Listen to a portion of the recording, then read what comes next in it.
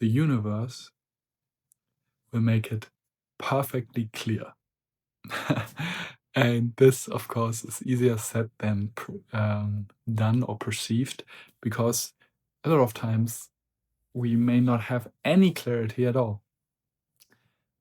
Now, this is not because the universe is not making it perfectly clear, because perfectly clear does not mean that there's a ghost that, shows up and tells us something, or that something is written on a board. Can be, of course, but perfectly clear means that it's perfectly clear. And this can be on a very subtle level, where it's actually a more, a more clear and sacred experience than if it was gross and in that way obvious to our mind. Because obvious does not mean it needs to be obvious to our mind, but it can be very obvious if we actually drop down to the subtle resonance of feeling or intuitive perceiving.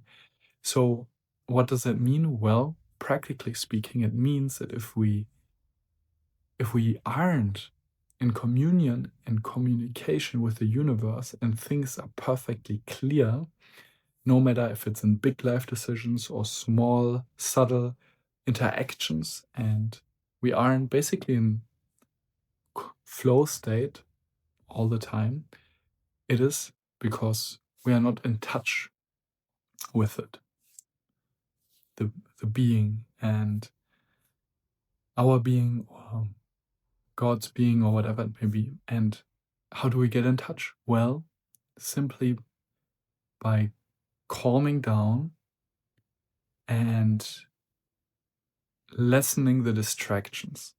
The less we distract ourselves, the more obvious it is, because the universe is making it perfectly clear. The only reason why we don't see it is because we distract ourselves. And why do we distract ourselves? Why? Because we are ignoring something.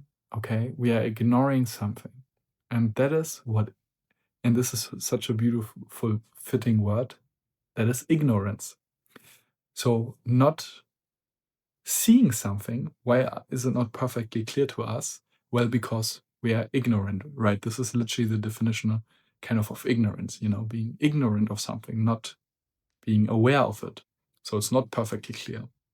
Okay, why are we ignorant? Well, we are ignorant because we are ignoring something by this, and because we are avoiding something, and we distract ourselves. And why do we do that? Well, why would we ever ignore something? Why would we ever avoid something? Why would we ever have the need to distract ourselves?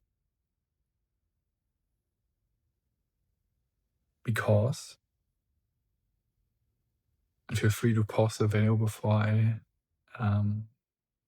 share an insight or a perspective I found fairly obvious, or not obvious. I would not have figured this out on my own, but I can see it clearly. Is pain.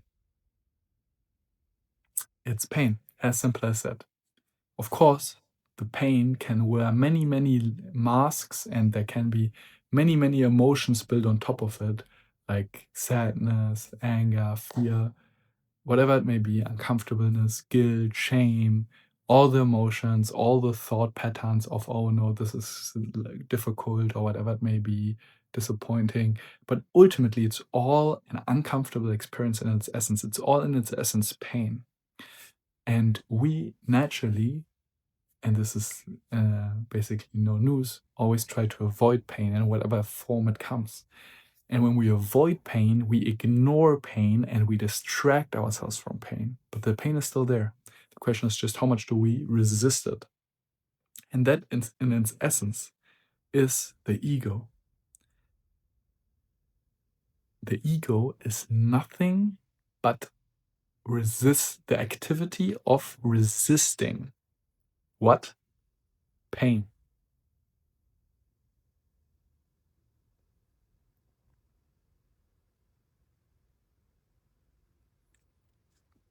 And this is really the essence of a lot. Like, okay, I understand. So the ego, basically what we commonly refer to as, oh, he has a big ego, he has a big car, or he wants a lot of women, or he's very selfish.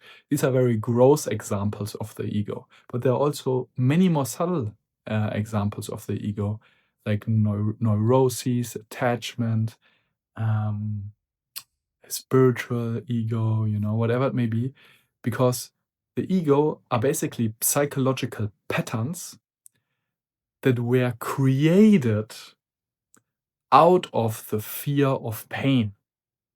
So the ego, depending on what layer we look at it at, on a psychological level, is not the root cause. The root cause of these psychological patterns that we see as egoic, the root cause of it is actually very innocent. And that makes it so beautiful, because then we can have so much more compassion with quote unquote egoistic people, because we can, at some point, once we have felt it in ourselves, see that these people aren't necessarily assholes or selfish or ignorant. What they are simply, they are simply hurt.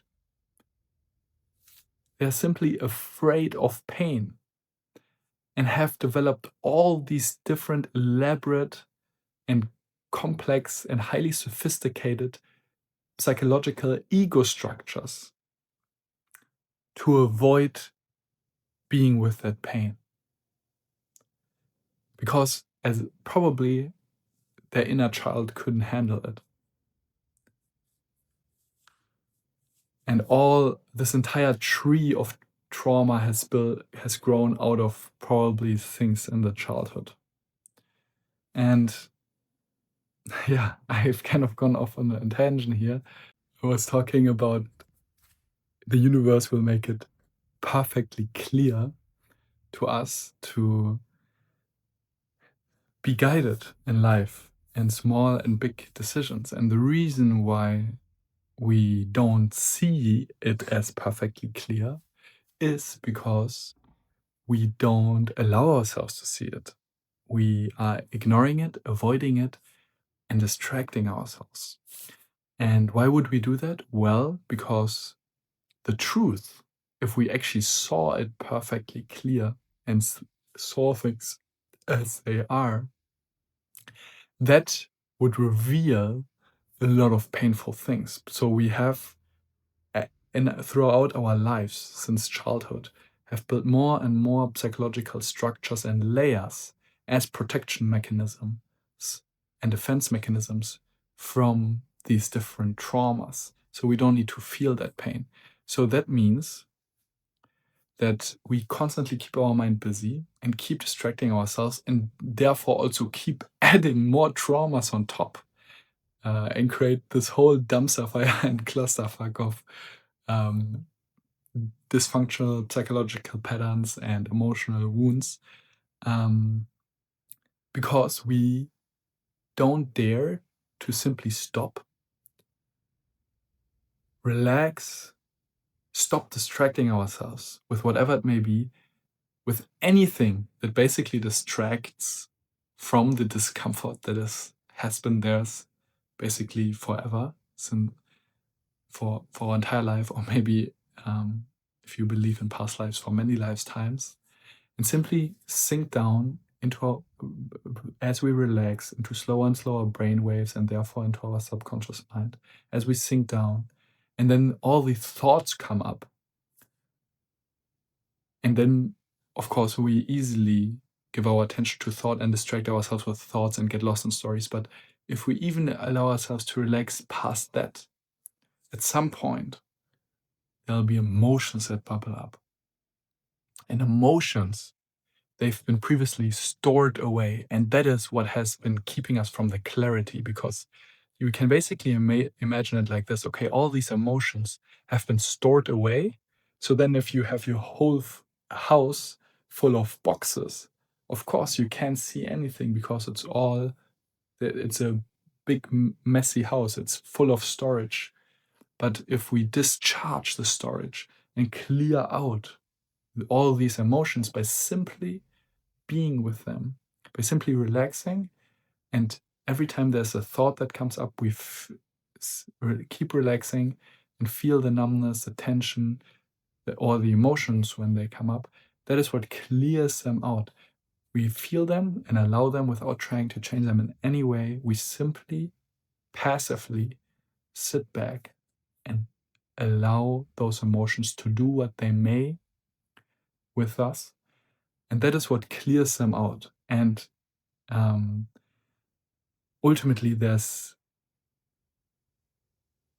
pain in the essence of all these emotions, no matter if it's happiness, sadness, fear, stress, frustration, disappointment, guilt, shame, you name it. And that is what will ultimately heal us. And it sounds so counterintuitive. And really, until we experience this firsthand, it will just be a concept. But it is such a beautiful thing to see unfold, because as we go through that, so much clarity emerges. Deeper, deeper clarity of mind, a quietude and stillness also. Because as the energy wave of the emotion, we've allowed it to feel the emotion. What happens? Well, the wave slowly slows down, and it becomes quiet.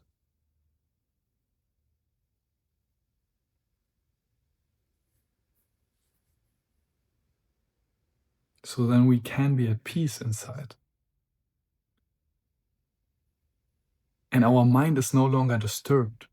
There are not all these different pains that trigger the mind to constantly think and shoot up thoughts as notifications to us that try to call our attention to the crying inner child in the basement of our nervous system.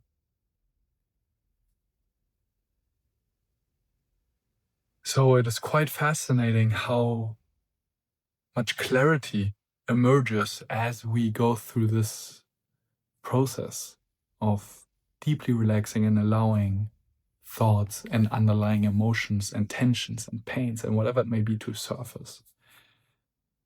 So that then it becomes more and more clear. It becomes basically perfectly clear what life is presenting us with. And then we can let ourselves be guided by the flow more and more, and surrender to the next step.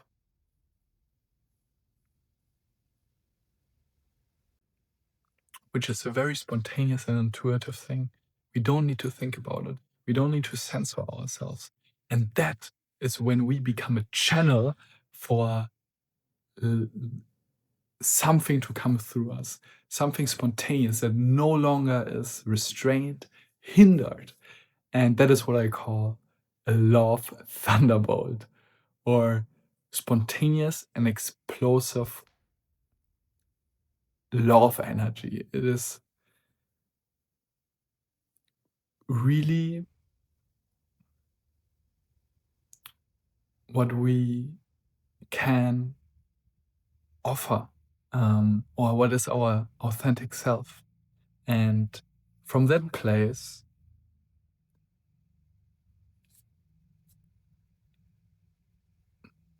we don't know what's next.